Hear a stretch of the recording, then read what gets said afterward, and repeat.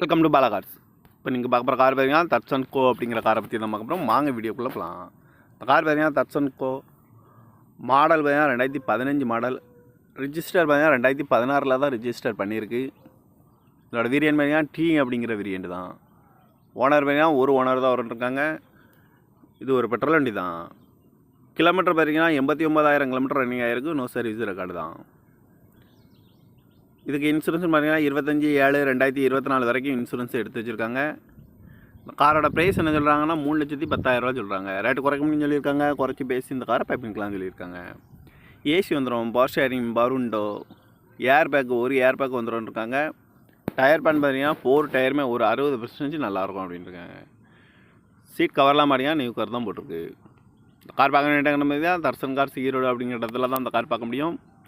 TN 86A 6079 அப்படிங்கிற நம்பரில் தான் அந்த கார்